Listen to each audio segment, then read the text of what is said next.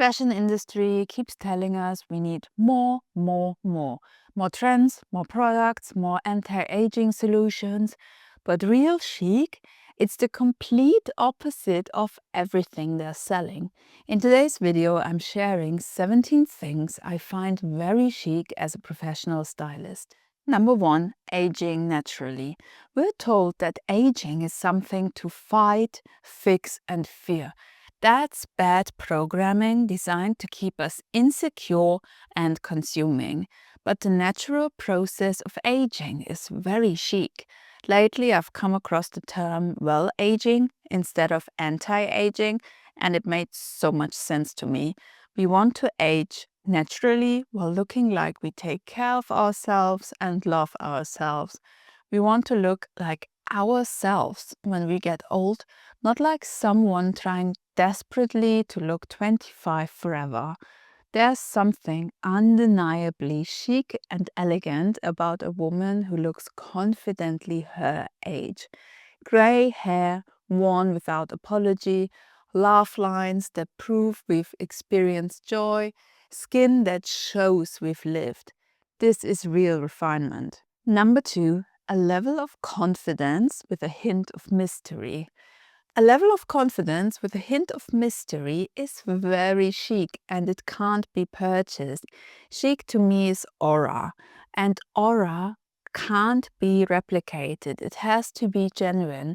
The way we carry ourselves gets better with age as we get to know ourselves better. We learn what to reveal and what to keep private. We develop presence that has nothing to do with what we're wearing. This is about knowing ourselves so well that we don't need external validation. We're comfortable in our own skin, and that comfort reads as elegance. Here's what I believe, and let me know what you think about this. Real chic has nothing to do with chasing youth or perfection. It comes from knowing yourself so well that you stop performing and start living. That authenticity, wearing what feels like you, not what you're told to wear, that deepens with age. Just like vintage pieces become more valuable over time, we become more ourselves, more refined, and more powerful as we age. The Aura Club operates on the vintage principle, and nothing is more elegant than that. Number 3, a bag that smells nice. This one is simple but so effective. Spraying a few drops of your signature perfume into your bag. It creates an unexpectedly luxurious experience every time you open it. It's personal, intentional, and completely our own. This kind of refinement is something we create ourselves with what we already have. Every time we reach for our wallet or keys, we get this small moment of beauty that's entirely ours. Hi, I'm Bridget Fisher, and I help women over 40 prove something radical. Aging is your style advantage, not your obstacle.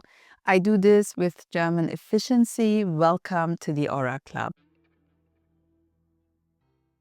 Number 4, a worn-in leather bag that you wear daily.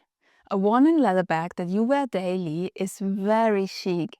This form of refinement doesn't have to be too curated or overstated, and it doesn't have to be clean or modern.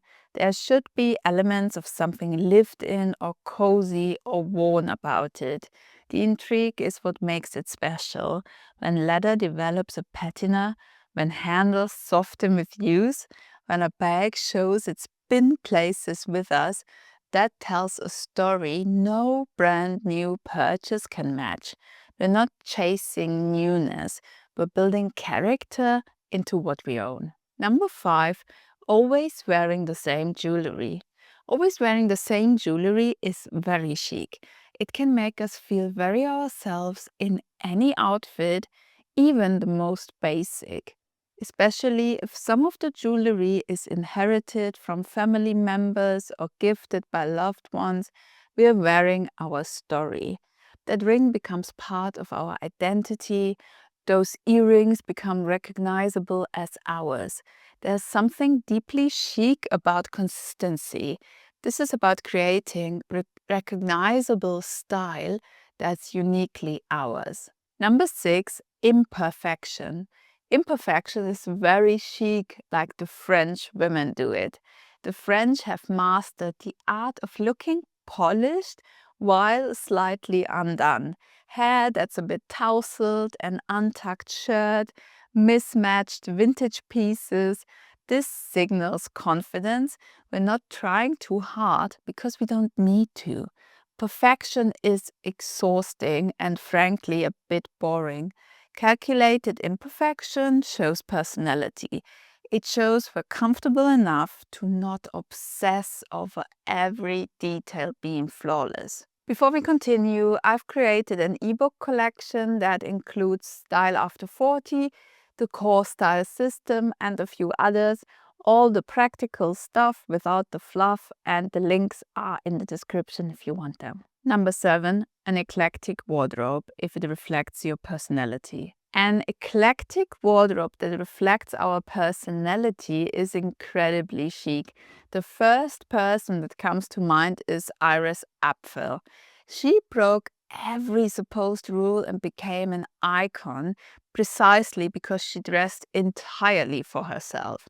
Bold colors, unexpected combinations, maximalism executed with complete confidence. When eclecticism is genuine, when it's not manufactured randomness but actual personal taste, it's magnetic. Number 8, quiet luxury with a hint of undone.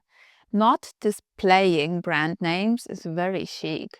I find showing off designer brands like the LV monogram, for example, a bit flashy. I get the appeal. I used to own it myself. But quiet luxury is about quality we can see in the cut, the fabric, the construction, not in a logo screaming for attention.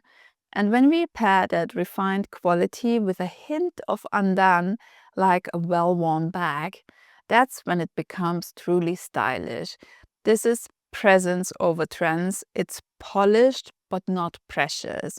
When pieces speak for themselves without branding and we wear them with ease rather than perfection, that communicates real confidence. Number 9, a healthy weight. A healthy weight is incredibly chic.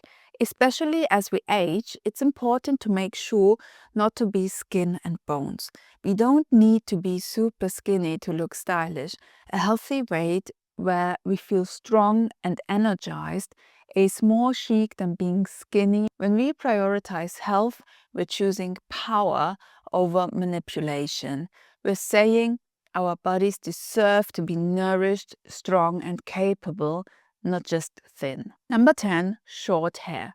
Short hair like a pixie or page boy cut is very chic. Extensions are not chic. Short hair requires confidence.